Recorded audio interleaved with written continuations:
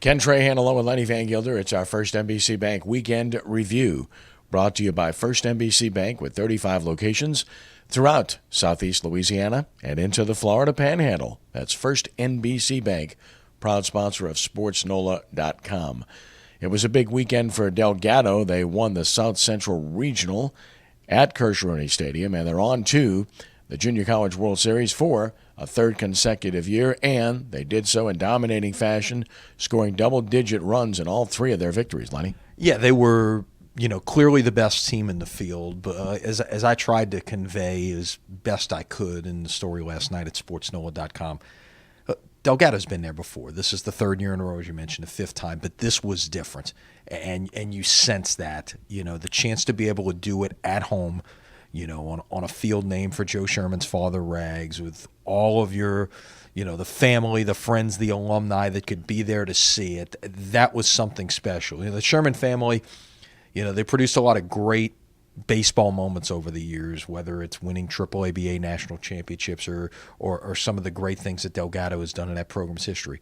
But they've never been done here, and the chance to do it here, I think, was really special. Well, it certainly was, and of course, you can go back and watch them if you want at SportsNOLA.com. We were blessed to be able to bring you all of the games and hope you enjoyed them, and now it's on the Grand Junction, Colorado, and they certainly know how to get there. Competition's always steep. They haven't been able to take that next step. They don't really have that ace, that number one guy that can blow you away, so they're going to have to do it with a cumulative effort. They need to play defense. They need to swing the bats, and that's some of the things we saw this weekend. They just have good enough pitching, and let's see. You're right. That next breakthrough here, Delgado's been there 4 times, yet to win a game in Grand Junction. So let's see if the Dolphins can indeed get that monkey off their back this weekend. Open up with Yavapai from Arizona Saturday night. We've talked all season long about the fact that Louisiana could very well get 4 teams into the NCAA Division I baseball regionals, and it certainly appears that will be the case. But the 4 may be different than we thought as recently as a week ago, because Louisiana Tech has moved right in with a brilliant weekend against Rice, and the Bulldogs now look like they're on the inside looking out rather than the outside looking into the field. Louisiana Lafayette wins the Sun Belt Conference, a brilliant weekend victory series, and they catch South Alabama, tie them, and win the tiebreaker. And then, of course, Tulane wins the American Conference. So those teams are in it, and then there's LSU, which obviously is the best of the lot in terms of likely national seed possibilities. They will host a regional. I don't think there's any doubt about that. And now they still have a chance to be a national seed if they can go to the SEC tournament and, in my mind, get to the championship game. I tend to agree with you there. I think the SEC will get 4 of the 8 national seeds. The question is which 4. And clearly at this point, Florida's a national seed, Texas A&M's a national seed, Mississippi State. Right. Who is that 4th national South seed? Carolina or LSU? South Carolina, LSU. I would put Vandy and Ole Miss Absolutely in the mix if they make a run this week as well. So I think that's to be decided, and that gives you something to play for. Now, because LSU couldn't complete the sweep of Florida, they've got to play in that play-in round against Tennessee for perhaps the right to play Florida again. So it's it's crazy. It gets underway Tuesday night. Tulane also begins Tuesday night, but that's the more traditional all-the-way double elimination, 2 brackets, 1-game final format that we're accustomed to seeing. And what's going to be interesting for me about Tulane is how are they going to pitch this opening game? It was set up for J.P. France to be able to go in the opening game the way it was working out. But then they used France for 4 innings of relief after that massive rain delay, which apparently was kind of mired in controversy a little bit. They could have easily called the game because Tulane wasn't flying out. There was no curfew time or anything else. And, they ended up playing the whole 9, getting it in. Tulane ended up winning the game, but you used France for 4 innings in that game.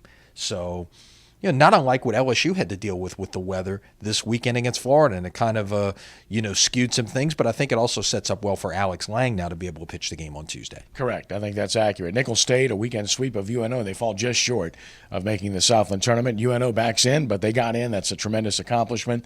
And Southeastern limping to the finish line. They're going to have to change that trend immediately. Drop to the number 2 seed when it looked like they could be an at-large team. Now they're going to have to win the Southland tournament. I really think so. Losing 5 of their last 6 in the league over the last 2 weekends, 2 to UNO and then a sweep this weekend at the hands of Central Arkansas. What's interesting is this about the Southland tournament. You talked about the 4 teams from the other leagues that are pretty much in at this point. We know this. there will be a Louisiana team in the championship game because all 4 Louisiana schools who made the field are on the same side of the bracket. So one of them is going to get to the finals against a team from somewhere outside of Louisiana to play for the championship, and the Southland's automatic berth comes Saturday. Of course, we had the SWAC tournament in New Orleans this past weekend as well. College baseball, clearly the number 2 sport in Louisiana to college football, because college basketball is just a non-entity, basically. It is, but look, it's a great time of year. Take it all in. Selection Monday, a week from today. Be keeping an eye on what is going on in those tournaments very closely this week. And we'd like to update you on what's going on with the Pelicans, but nothing new to report.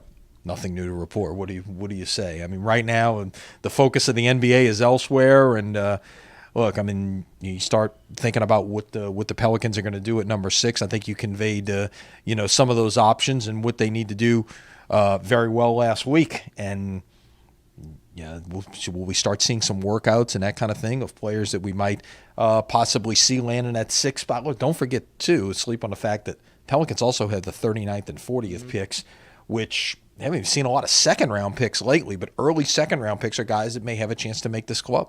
That's right. By the way, the NHL Finals and Beach Conference are pretty good. Check it out. And then the NBA, of course, you know what's going on there. Watch those games and get your kicks. 166. There you go. And we're not talking soccer either. It's a heck of a deal. That is our First NBC Bank Weekend Review, brought to you by First NBC Bank, with 35 locations throughout the metropolitan New Orleans area and beyond, and growing and more, and just keep going. That's First NBC Bank, proud sponsor of SportsNOLA.com. Lenny, thanks, and have a great week. All right, you too. And you have a great week as well. Thanks for joining us. Talk to you later in the week. God bless.